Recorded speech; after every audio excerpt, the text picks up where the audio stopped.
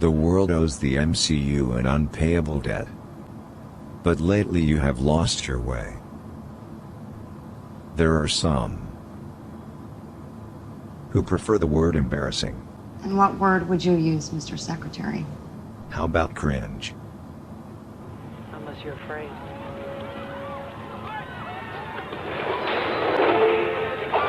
Not in the least.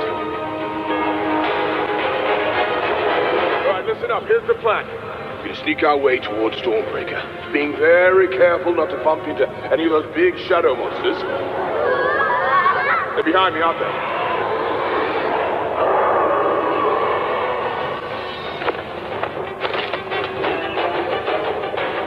Where'd you learn to jump like that, Ninja Turtle? Where'd you learn yours, huh, Donkey Kong?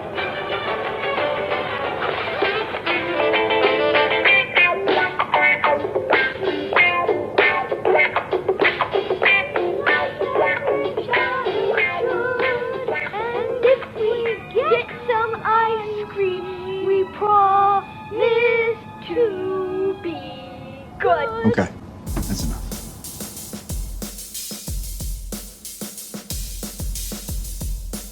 Cool Geeks Tribunal, eternal, forever.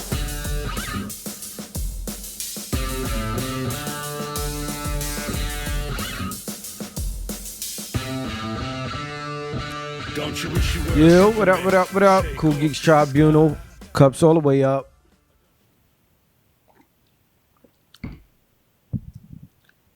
Wakanda, is it really forever? We're gonna see. We're gonna see. Yo, rest in peace, Chadwick Boseman once again.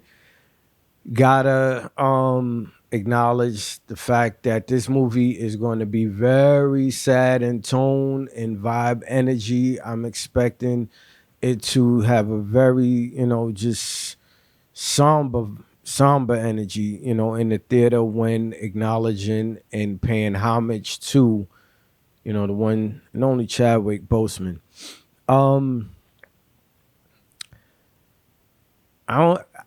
I know the movie looks good. Ryan Coogler, I'm sure he did a excellent job as always, given the situation of not having his leading man back. Unfortunately, the brother passed away. And, with his removal, we'll see how Shuri is able to push this character, this franchise, this movie forward, because the first movie was such a huge hit, in part because of the cultural aspect of it, where many people felt like they could connect to the characters and everything that they believed it represented. But that was a few years ago. Is the mindset of the people going to see that, planning to see it, is it still the same? Do they intend to get the same thing out of it? And what can this movie bring to the current state of the Marvel Cinematic Universe? Because many people are under the belief that the Marvel Cinematic Universe is in trouble. It does not have the same feel that it did in Phase 1, Phase 2, even Phase 3.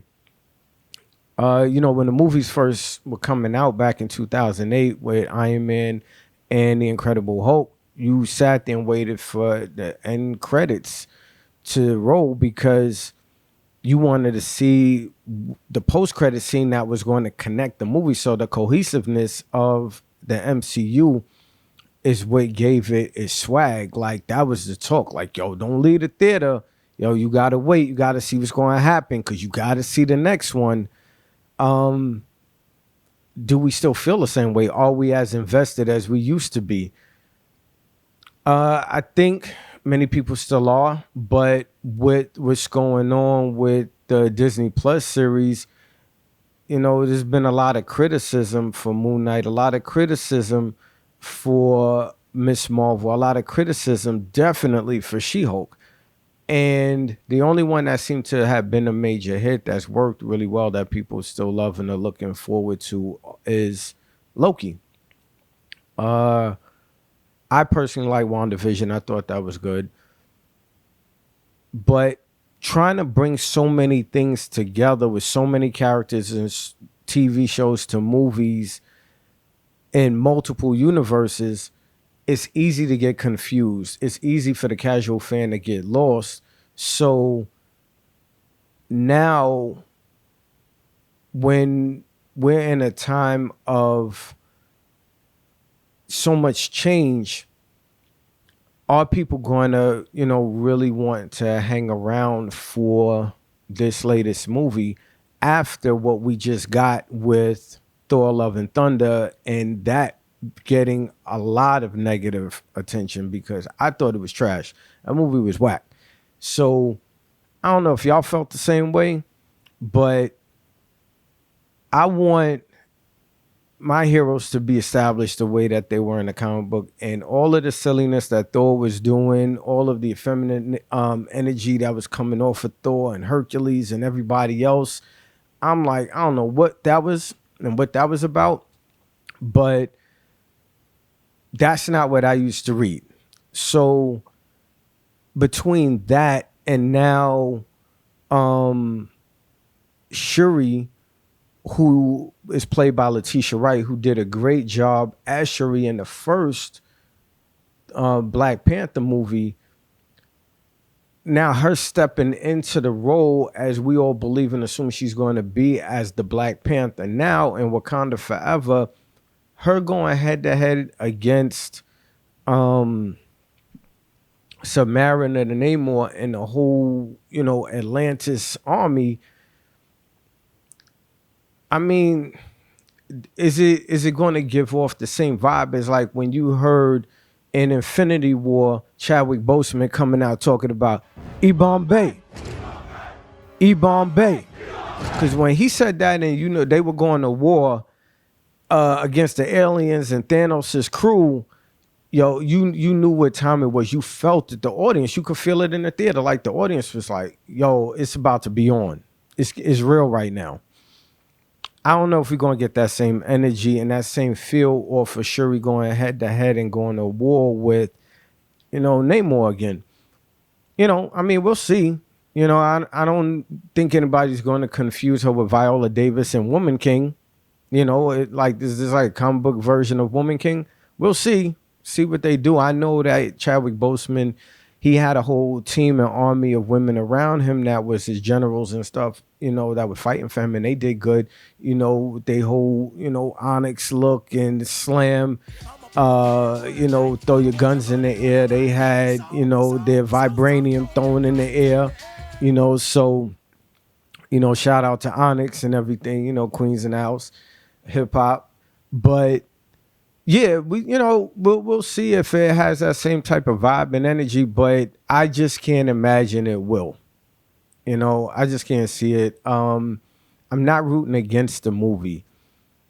Many of the people that went to see that movie in 2018, they went to see it because of like the cultural aspect, the racial aspect.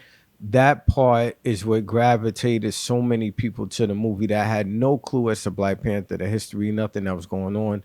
They just wanted to see like an also called black cast of people, and done in a very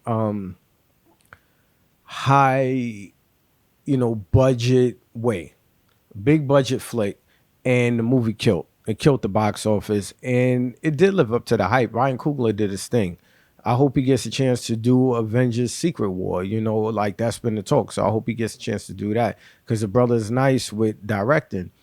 But it's been a few years. Do people still feel the same? Are they as invested? Are they as excited, from that aspect? Are they as excited to come in, they want to sit down for like 2-3 hours and watch it and then watch post-credit scenes? Once again, after Thor: Love and Thunder, I don't know. After Miss Marvel, She-Hulk, and all of that, with all the criticism that it's gotten, I don't know. We'll see. But I know that they better get it right. I know that they better have it figured out, and not pull out, that same stuff that we just got with the last movie. Spider-Man No Way Home, not bad at all. Multiverse of Madness with Doctor Strange, it was good. not excellent, but it was good. It was entertaining. I liked it. But I think the general consensus right now is that the Marvel Cinematic Universe needs to definitely get its MCU swag back. And in order for them to do that, they need more high stakes. Things need to feel on edge. Things need to feel intense. And when we got a Black Widow movie and it was, women going to, headlining, like it was cool because I like Scarlett Johansson. I think she did her thing and that was her movie, and you understood everything that went involved with it, and the backstory was, very good. So that made sense, and it didn't feel like, I guess, agenda driven or whatever. But now I think they could have recasted Black Panther. They could have, recasted the T'Challa character. Because people understand, unfortunately, things happen in life.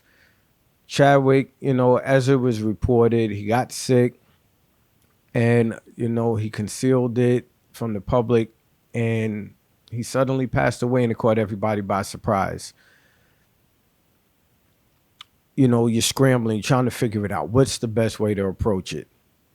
But I know that once you get past, again, the paying homage to him and dealing with that somber part of the movie and however they choose to do it, and then that brings up the emotion out of the audience, you still have to follow up and continue and finish with a good movie. So let's see what happens. I am excited to see it, but these are my thoughts on it. These are my opinions on it. Let me know what y'all think in the comments. Are you excited for the movie? Do you think they should have recasted T'Challa / the Black Panther? Do you think Shuri is going to be able to move the audience, the crowd, and just the film and the franchise forward? Shout out to Letitia Wright. We just want to make sure we get a excellent follow-up to what was an excellent premiere in Black Panther Part 1. So we'll see if Wakanda truly is forever. But in the meantime, salute. Rest in peace, Chadwick Boseman. Always, definitely, big cups up for Chadwick. Peace. Catch y'all next time. Within us all live a Superman. Within our souls to survive. Don't you wish you were a Superman? Or don't you wish you were a Superman?